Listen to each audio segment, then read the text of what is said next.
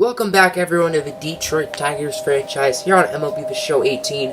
So last episode, our Tigers unfortunately lost the World Series to the Dodgers in 5 games by a score of 3-1. Clayton Kershaw pitched absolutely phenomenally. So we're going to have a quick postseason recap, and then we're going to do the whole offseason in this video. So the playoff MVP for the AL was Bobby Bradley. Bradley was phenomenal in the ALDS against Toronto. He hit 6 home runs, I believe 9 RBIs, and he hit over 500. But after that, he really was not good. Only 1 RBI in the ALCS and World Series combined. He just wasn't a factor the last 10 games of the playoffs. So personally, I would have given my playoff MVP to Matt Manning. He pitched in 3 games. He pitched well in all 3 of them. Game 5 of the ALDS, which was a win-or-go-home game. And Matt Manning pitched very well. He closed out the ALCS against Boston. And while he did just pitch Game 5 against the Dodgers, which was an L, and the Tigers did just lose the World Series, Manning did pitch very well in that game. Now, then again, if it weren't for Bradley, we would not have beaten the Blue Jays. So you could go either way with that. In the NL, it was Chris Taylor. He was really solid in the World Series and really solid overall in the playoffs for the Dodgers. And the World Series MVP ended up being infielder Brandon Drury. He had over 500 in the World Series. He was picked up from the Yankees during the season, and that was an excellent pickup for the Dodgers. He had a really good year, hitting over 300 with 21 dingers and almost 100 RBIs, and he was phenomenal in the World Series. So, last offseason, the Tigers made a number of big moves. They went 71-91 the year before, and they acquired George Springer, Yasiel Puig, Paul DeJong, and Felipe Rivero. All 4 players eventually became All-Stars. Now, the Tigers did something that the 2012 Marlins and 2014 Padres did. The Marlins and Padres, they were not successful, as in the 2012 offseason, the Marlins, they were rebuilding, and they got some really good players like Jose Reyes, and it did not work. Now they're kicking themselves in the butt. 2014 offseason, Padres do the same thing. They get players like Matt Kemp, Justin Upton. They got some really nice players, and now they're kicking themselves. So that's what the Tigers ended up doing as well, and it actually worked for them.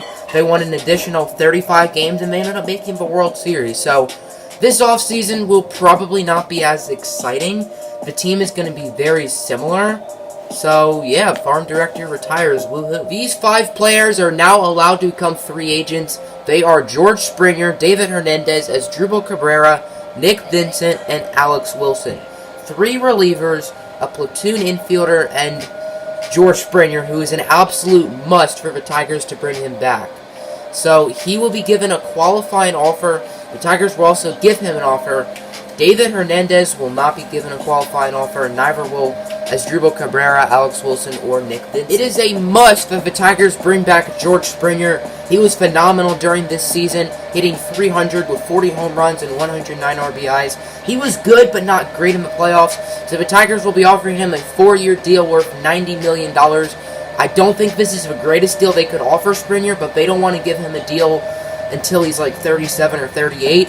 So that's what they will be offering. David Hernandez was acquired mid-season from the Cincinnati Reds, and the Tigers will try to bring him back on a 1-year deal worth about $3.3 Alex Wilson has been on the Tigers this whole series, and he's been a pretty good pitcher, so the Tigers would like to bring him back. They're going to offer him a 2-year deal with about $3.2 million. The Tigers have decided they will not offer contracts to Asdrubal Cabrera or Nick Vincent, and either offer them a deal in free agency or just let them walk. We have not even reached the free agency point, and all 3 players we offered contracts to, Springer, Hernandez, and Wilson, have accepted. So David Hernandez, Alex Wilson, and George Springer will be remaining. John Gray, Emilio Pagan, Eric Thames, Jeimer Candelario, and John Hicks are all eligible for arbitration, and the Tigers did give them arbitration. So we have now reached the tender contract stage. If they say contract renewable or contract offered, that means the Tigers have offered them a contract and are looking to bring them back. There are some big-name players at the top, like Matt Manning, Fernando Tatis, among others, but this isn't a worry, and these players will all be coming. Now it's the big daddy, free agents, and immediately there's a name that pops out, and that is Mike Trout from the Los Angeles Angels. The Angels are looking to pay him a lot. They've also given him a qualifying offer, but expect the Tigers to give him an offer. Mookie Betts, he does not have an offer given to him. And if the Tigers can't get Mike Trout, then Mookie Betts is there waiting, and he would not be a bad option either. There are some very talented players in here, other than those two, like Chris Archer, Justin Turner, Jock Peterson, Andrew McCutchen, Jackie Bradley, Jose Abreu, Chris Davis. There are a lot of good players in here that the Tigers could end up signing. So we are now a couple days into free agency. The Tigers did offer Mike Trout the same contract that the Angels did, but they added a player option. Mike Trout is no longer here, and he did not sign with the Tigers, so chances are he is back in Los Angeles, as the Tigers were unable to afford him, so they may have to clear up some cap space. The next best guy in here is Mookie Betts, and the Tigers, same thing. They don't have enough money, as Mookie Betts wants Mike Trout money. So if the Tigers want to get Mookie, they're going to have to make a roster. Mookie Betts just isn't going to happen, and the Tigers don't need to trade someone like Yasiel Puig or George Springer. Those are the only two guys on really big contracts.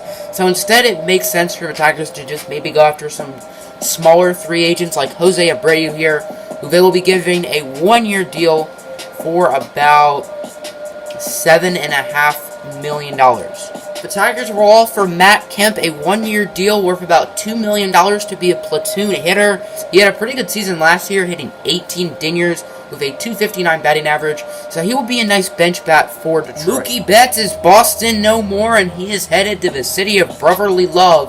Mookie Betts is a Philadelphia Philly on a 6-year contract worth $163 million. Jose Abreu has signed with the Detroit Tigers. He is actually a little bit better than Bobby Bradley. Obviously, Bradley will be the starter, and Abreu will be mainly used as a designated hitter role or a platoon role. Probably he's going to play most games. I expect to see him in 130 out of 162, assuming he stays healthy. Chris Archer is headed to the Brew Crew on a 3-year deal worth $39, pretty much $40 million. That's not a bad contract at all for the Brewers, and I think that's a pretty good deal for Chris Archer as well. The Tigers need to sort of clear up their 40-man rosters. They currently have 43 players, so they might as well get value for some of the players who will not be on the 40-man. So Lolo Sanchez and James Brown, two very talented prospects. They each have B potential. They're going to be going to the Texas Rangers for 29-year-old relief pitcher Alex Claudio.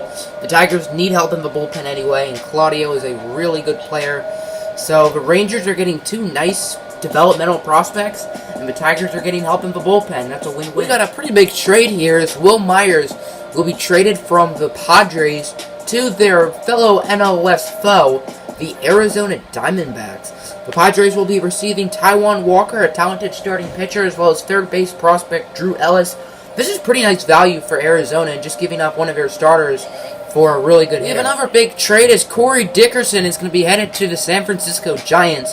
Dickerson had a big season last year with the Twins, hitting over 300 with 35 home runs and 115 RBIs. The Twins will be getting outfielder Cameron Perkins and pitcher Johnny Cueto. That's a big pickup for the Twins, as Cueto is still really good. I think the Giants do win this deal as they're only giving up really Cueto. Perkins isn't really anything, and Cueto's 35, so this is a nice haul for San Francisco. We have now reached the Rule 5 draft, so let's see if the Tigers have any picks, or if they're allowed to take anyone. Probably not, and yep, nope, Tigers don't get anyone. Yippee, that was a really fun Sonny draft. Gray will be playing for his third AFC West team, as he's going to be traded from the Houston Astros to the Seattle Mariners. The Astros will be receiving the older brother of Corey Seager and Kyle Seager, as well as Ben Gamel. The Astros are getting two really solid bats, and the Mariners are getting a nice pitcher for their rotation. We have now reached this season. We have barely made any changes to this team. This team is very similar to last year, which in a way is a good thing since this team played so well together last year. The lineup with right-handed hitters is Odubel Herrera, Paul DeJong, George Springer, Yasiel Puig, Bobby Bradley, Alejandro Alonso, Jose Abreu, Fernando Tatis, and Jake Rogers. Versus left-handers, Fernando Tatis will be hitting leadoff, followed by Alejandro Alonso, George Springer, who's a 97, might I add, Paul DeJong, Yasiel Puig, Jose Abreu, Bobby Bradley, Odubel Herrera, and Jake Rogers. The pitching rotation will look like this: Michael Fulmer, John Gray, Franklin Perez, Matt Manning, and Alex Faedo. The Tigers still don't have a long reliever, which was an issue towards the stretch last year. But they trust Darrell Hayes. Hayes pitched really well in the regular season. He pitched even better in the playoffs last year. He was phenomenal. So he's going to be the main long reliever, at least for now. The middle relievers will be Jordan Hicks, Emilio Pagan, Alex Wilson, didn't mean to do that, and Alvaro Reyes. And the setup men will be Alex Claudio and David Hernandez, and the closer will be Felipe Rivero.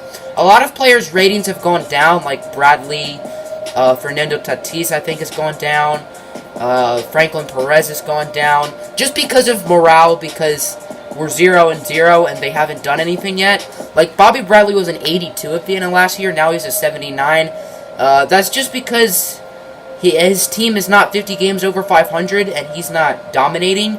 So that'll change. Players will go up. Next episode will be opening day against the Chicago White Sox in Chicago, so be excited for that. I don't know how long I'm going to make this season. Like, I don't know how many games I'm going to play per month, because I do want this season to go relatively quickly. So maybe 2 games a month? I don't know. We'll see. Tell me what you guys think I should do. Hit the like button, subscribe. Adios.